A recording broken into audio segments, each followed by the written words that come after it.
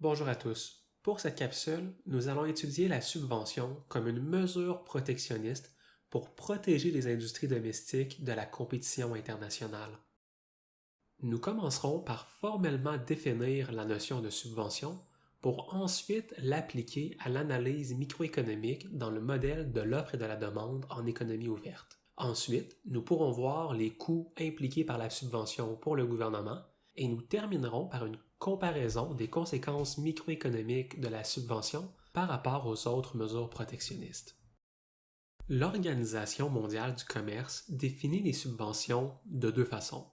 D'abord, la subvention est une contribution financière des pouvoirs publics ou de tout autre organisme qui dépend du gouvernement envers une entreprise domestique. Ensuite, l'OMC définit également la subvention comme étant un mécanisme de soutien des prix ou des revenus pour les entreprises. Il existe plusieurs formes de subventions, mais les plus fréquentes incluent des prêts par le gouvernement à des taux d'intérêt inférieurs au taux du marché, des réductions de charges fiscales, par exemple une réduction de l'impôt sur le revenu ou une réduction des taxes foncières pour les propriétés des entreprises, ou encore l'octroi de services complémentaires par le gouvernement et qui facilitent l'exploitation de l'entreprise. Même s'il existe plusieurs types de subventions, elles ont toutes le même objectif, donner un avantage concurrentiel à une entreprise domestique par rapport à la compétition internationale. Dans les prochaines diapositives, nous allons analyser une subvention simple, un transfert d'argent par le gouvernement aux entreprises domestiques pour chaque unité produite. Contrairement aux tarifs douaniers et à la restriction quantitative, la subvention n'affecte pas le prix mondial. La subvention peut plutôt être analysée comme une politique qui vise à réduire les coûts des entreprises domestiques pour leur permettre de faire plus de profits et de compétitionner avec les entreprises étrangères. La diminution des coûts de production se traduit par une hausse de l'offre domestique, car on se rappelle que la courbe d'offre domestique peut également être comprise comme une courbe de coût marginal. Ici, nous analysons donc une subvention de 5 000 USD. On remarque dans le graphique de droite que la courbe d'offre domestique va donc se déplacer vers le bas par un montant de 5 000 La diminution des coûts de production se traduit donc par une hausse de l'offre et parce que ces coûts de production sont plus faibles, au prix mondial de 20 000 USD, l'entreprise est maintenant capable de produire une plus grande quantité de biens. Avant la subvention, l'entreprise domestique produisait seulement 2000 milliers d'unités.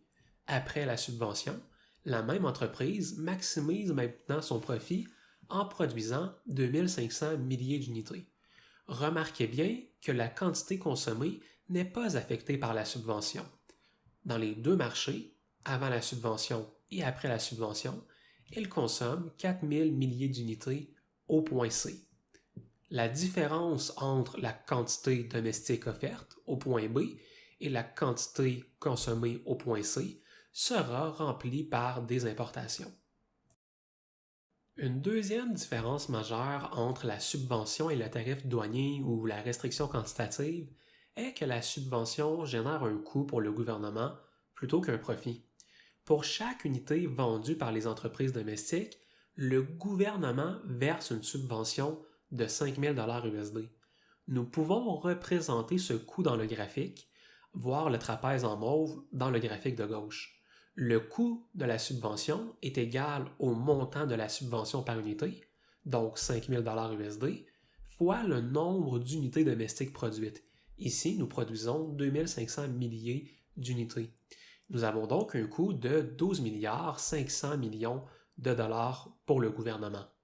Il est important de se rappeler que le coût pour le gouvernement représente un coût pour la société, car les revenus du gouvernement proviennent majoritairement de la population qui paie des taxes à la consommation et des impôts sur le revenu.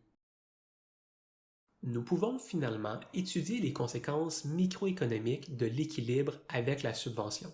La subvention est une mesure protectionniste qui se distingue du tarif douanier et de la restriction quantitative, car nous remarquons que le prix et la quantité demandée sur le marché domestique ne sont pas affectés par la mesure, comparativement au tarif douanier ou à la restriction quantitative qui protège les industries domestiques par une hausse du prix sur le marché domestique.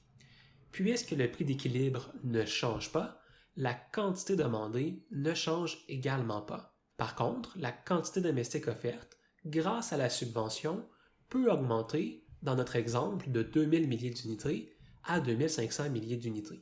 Naturellement, puisque la production domestique augmente, les importations vont diminuer en contrepartie. Puisque le coût de la mesure n'est pas assumé par les consommateurs, il est assumé par le gouvernement. Donc ici, le gouvernement paie 12 000 milliards 500 millions de dollars, soit le montant de la subvention multiplié par le nombre d'unités vendues par les producteurs domestiques. En résumé, la subvention est une alternative unique aux tarifs douaniers et à la restriction quantitative. Plutôt que de protéger le marché domestique en nuisant à la compétition internationale par une hausse du prix mondial sur le marché domestique, elle confère un avantage commercial en diminuant les coûts de production domestique. Ce ne sont donc pas les consommateurs qui assument le coût de la mesure, mais plutôt la société par le biais du gouvernement.